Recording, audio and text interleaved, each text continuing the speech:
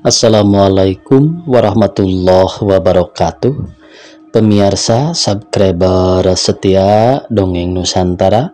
Pada kesempatan ini saya akan melanjutkan cerita Lutung Kasarung bagian ke-21.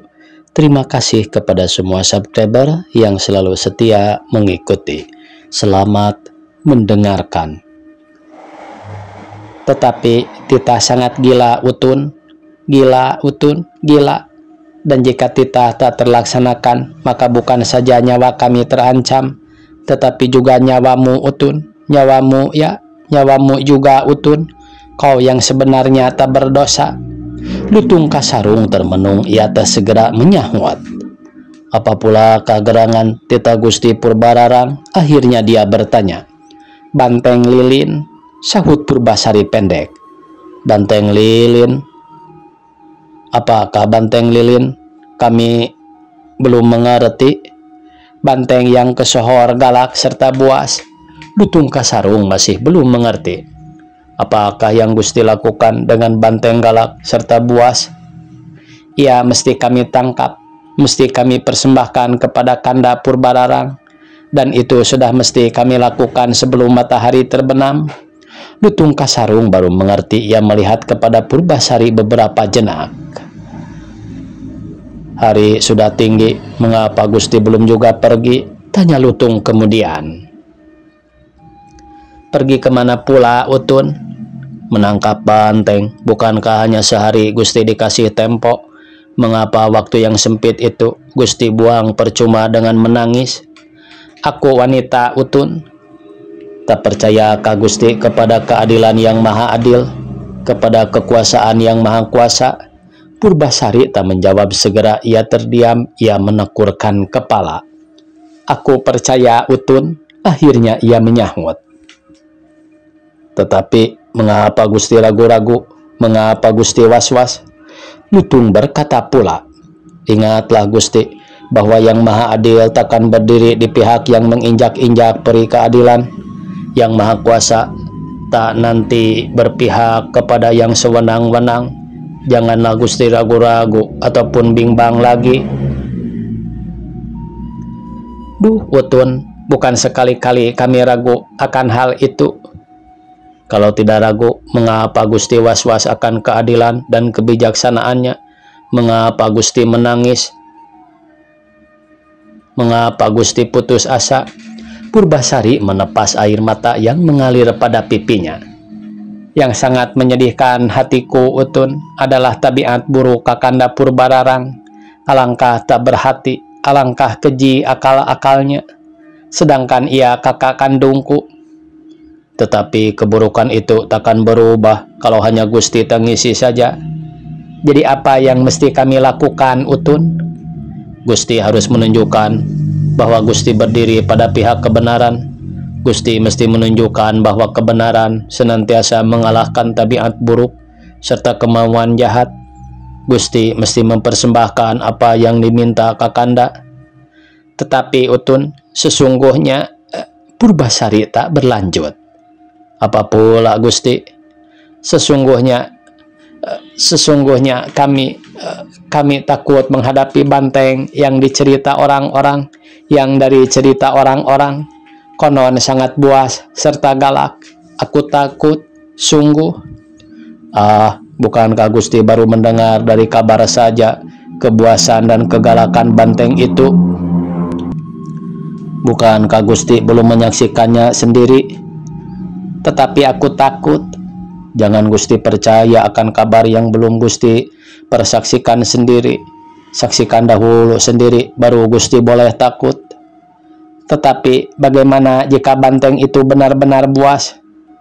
Gusti mesti menangkapnya. Gila, aku mungkin dibunuhnya. Belum lagi tentu ia akan membunuh Gusti. Tetapi kalau ia galak, aku akan dibunuhnya. Sesungguhnya kami takut.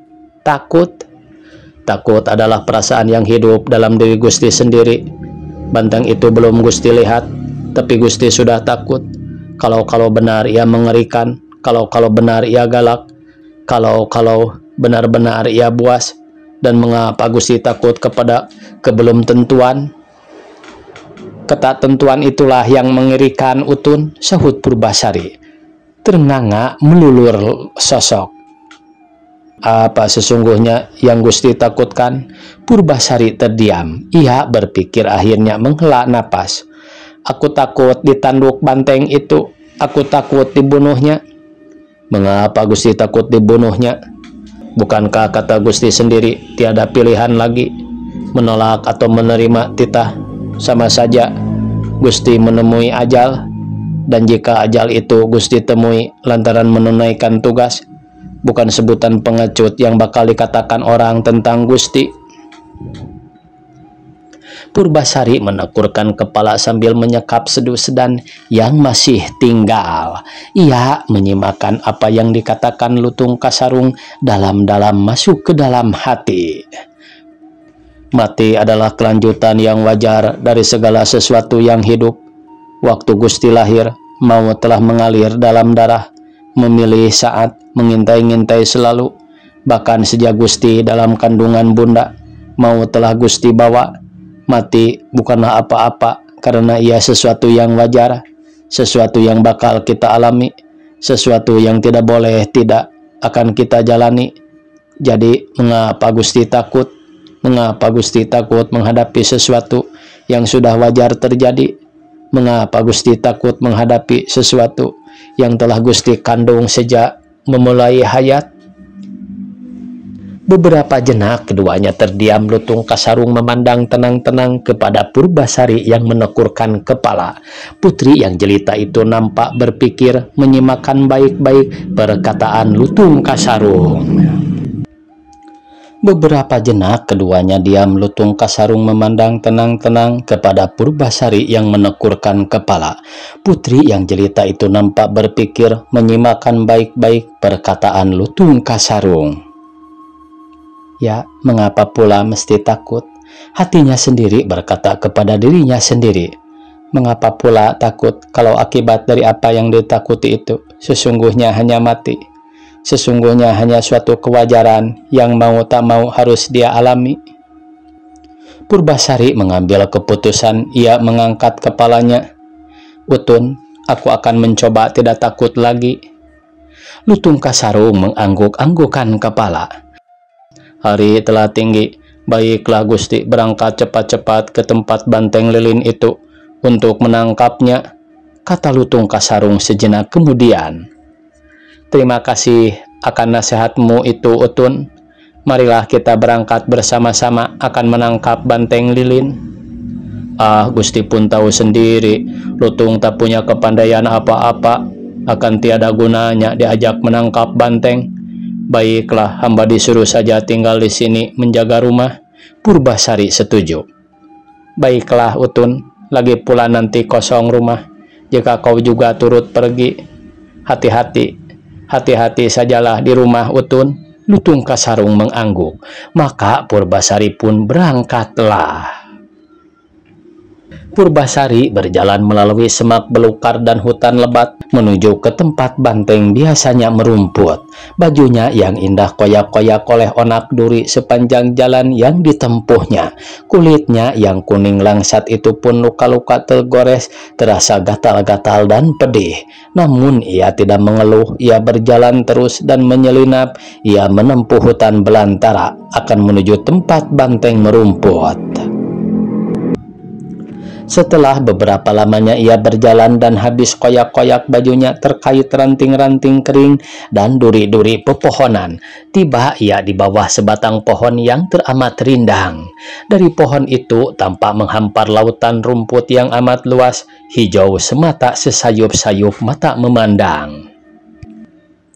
Hari telah tinggi, binatang-binatang nampak bergerombol-gerombol mencongkak dari lautan hijau itu, seperti pulau-pulau di tengah samudra. Asik benar kawanan binatang itu merumput. Angin yang perlahan-lahan meniup menyebabkan timbulnya gelombang yang mengombak pada dataran yang rata luas itu. Tertegun langkah Purbasari menyaksikan pemandangan yang terhampar di depannya itu. Angin yang bertiup sepoi-sepoi menyegarkan badan yang sudah teramat lelah. Sejuk meresap ke dalam tubuh. Tenaganya kembali lagi. Dadanya yang berombak cepat turun naik menjadi tenang. Ia menyandarkan tubuhnya pada batang pohon yang rimbun itu. Matanya dilepaskan ke arah tegalan yang teramat luas itu. Maka tampaklah kawanan-kawanan binatang sedang asik merumput berkeliaran di sana. Alangkah banyaknya kawanan binatang itu bertebaran di seluruh lapangan yang luas sejauh mata memandang.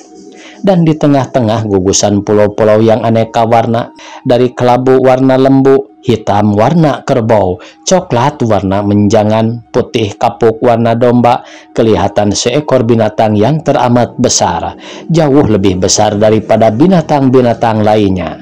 Ia merumput terpencil seolah-olah tak sudi hidup berkawan. Gading warna kulitnya mengilau disinari cahaya matahari yang terik memancar. Tanduknya panjang dan runcing menantang langit di atasnya. Kakinya putih mulus, kukuh dan tangguh. Tasak lagi, itulah banteng lilin berwarna gading yang mesti kutangkap. Wahai, alangkah besarnya, alangkah mengerikan. Nampaknya takkan tertaklukkan. Bagaimana ia akan kutangkap? Sementara itu datanglah seekor kambing mendekati banteng yang lagi asik merumput itu. Tak disadari kambing itu bahwa ia telah berada makin dekat dan makin dekat saja kepada banteng yang tak suka dikawani binatang lain itu. Hanya sekilat, setelah banteng itu melihat kelancangan kambing yang berani mendekati tempatnya merumput, ia meruncing tanduk. Lalu kambing yang malang itu ditumbuknya terpanggang di ujung tanduk, lalu dilemparkan ke udara, terapung tinggi untuk kemudian jatuh ke bumi. Kedebluk bunyinya, terhantar tak bernyawa. Menyaksikan peristiwa yang mengerikan itu, Purbasari menjerit, tenaganya lenyap, sendi-sendinya lunglai, sehingga ia tertunduk di atas tanah. Hatinya yang lembut tak tahan melihat kekejaman seperti itu yang terjadi di depan matanya. Tetapi betapapun ia memejamkan mata, terbayang juga olehnya betapa ujung tanduk yang runcing itu menancap dalam tubuh kambing, dan betapa tubuh kambing yang berlumuran darah itu dilemparkan ke udara. Akan begitu jugalah agaknya jika ia berani mendekati binatang yang buas serta galak itu. Akan senasib juga ia dengan kambing yang malang itu, terpanggang dan dilemparkan oleh tanduk yang runcing mengerikan. Betapa ia mencoba mengawasi kengerian hati dan rasa takutnya, sia-sia saja. Peristiwa ngeri yang terjadi di depan matanya itu menggetarkan hatinya. Ia takut. Rasa takut yang mencekam dan tak teratasi makin besar jua. Sia-sia saja ia bertahan. Maka ia pun menangis saking bingung dan putus asa. Wajahnya ditangkupkan ke atas pangkuannya. Tersengguk-sengguk ia sangat sedihnya.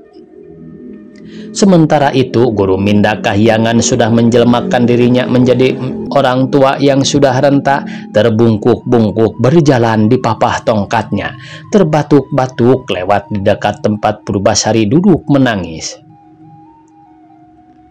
Wahai, siapakah gerangan putri jelita yang menangis di dalam hutan? Tanyanya dengan suara terputus-putus oleh batuk rentanya. Lantaran mendengar teguran orang, Purbasari mengangkat wajahnya lalu menoleh ke arah suara itu datang. Maka kelihatan olehnya seorang tua yang sudah teramat renta berdiri bertopangkan tongkat sedang memandang kepadanya. Melihat bahwa di sana ada manusia lain, tiba-tiba Purbasari merasa lega, seolah-olah kembali harapan hidup. Hamba Purbasari, sahutnya dengan suara bergulung sedu sedan dan harapan. Siapa Purbasari? Tanya orang tua itu sambil menangkup daun telinganya diarahkan ke arah mulut Purbasari. Betul, hamba Purbasari. Purbasari putri bungsu Pasir Batang anu girang, putri Prabu Tapa Agung. Orang tua itu bertanya seolah kurang percaya. Ya, hambalah itu. Bingung? Apa pulakah yang bikin bingung? Purbasari berpikir sebentar, baru kemudian ia mau menjawab. Hamba mendapat titah untuk menangkap banteng lilin berwarna gading. yang sekarang sedang merumput di tegalan sana, sahutnya sambil menunjuk ke arah banteng lilin yang lagi merumput itu. Banteng itu mesti hamba tangkap dan hamba persembahkan hari ini juga, padahal ia sangat buas dan galak. Siapakah gerangan yang menitahkan Tuan Putri menangkap banteng segalak itu? Kanda hamba Nyimas Purbararang yang sekarang menjadi wali hamba memangku tahta kerajaan Pasir Batang anu girang, jawab Purbasari dengan sedih teringat akan perilaku Kakanda Purbararang yang teramat kejam serta keji. Alangkah tak bertimbang rasa, mengapa pula seorang wanita dititahkan menangkap banteng sebuas itu, sahut orang tua itu. Purbasari tak menyahut, namun hatinya makin luka ternganga demi mendengar perkataan itu. Alangkah pedihnya hati jika teringat akan perbuatan Kanda Purbararang. Tiba-tiba dadanya menjadi sesak kembali, tangis melonjak-lonjak dalam dada, tak tertahan lagi. Dan mengapa pula titah menangkap banteng itu mesti Tuan Putri lakukan sendiri? Tak adakah orang yang akan menolong Tuan Putri? Bukankah lebih baik jika suami Tuan Putri saja yang menangkapnya? Tanya orang tua itu seakan-akan tak mempedulikan tangis Purbasari. Merah wajah Purbasari mendengar ucapan orang tua itu. Hamba belum bersuami, Aki. Kekasihmu? Bukankah ada kekasihmu? Hamba tak punya kekasih. Hamba tak punya kawan. Tak punya kawan? Sungguhkah? Purbasari tertegun. Tidak seorang pun manusia sudi menjadi kawan hamba. Hanya seekor lutung yang mengawani hamba. Lutung yang amat setia dan cendekia.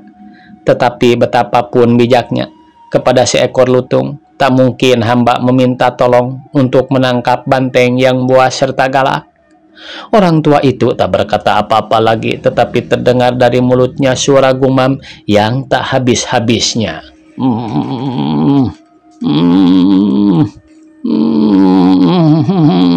Kemudian ia berdehem dibuat-buat. Kemudian itu Purbasari merasa tak enak sendiri. Segera ia mengalihkan pokok percakapan. Dan Aki, siapakah gerangan nama Aki? Maka kebetulan lewat di sini. Orang tua itu tersenyum. Aki disebut orang Kubu Singa Layu Emas Sabawana. Wahai, panjang benar nama itu.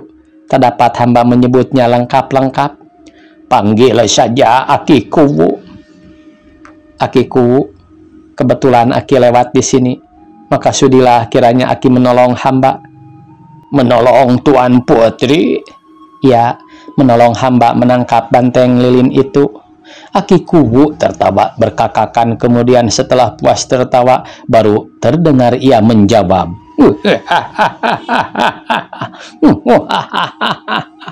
Aki sudah tua renta, bagaimana mungkin menangkap banteng yang buas serta galak itu? Purbasari mendekati Aki Kubu lalu meminta dengan sungguh-sungguh. Aki, tolonglah hamba, selamatkanlah jiwa hamba, tolonglah. Air matanya bercucuran. Aki punya urusan lagi yang mesti Aki kerjakan lekas-lekas. Sekarang harus berangkat cepat-cepat, sahut Aki Kubu Singa Layu Emas Sabawana dengan manja. Purbasari menjatuhkan dirinya ke bawah kaki Aki Kubu dan sambil menangis ia mengulangi permintaannya. Aki Kubu, tolonglah hamba. Tegakah Aki melihat hamba dimangsa binatang buas itu? Tegakah Aki menyaksikan hamba mendapat hukum penggal?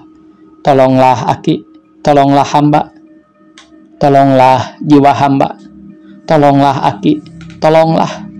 Aki Kubu terkejut, ia membungkuk akan memapah Purbasari supaya bangun, tetapi ia tertawa katanya.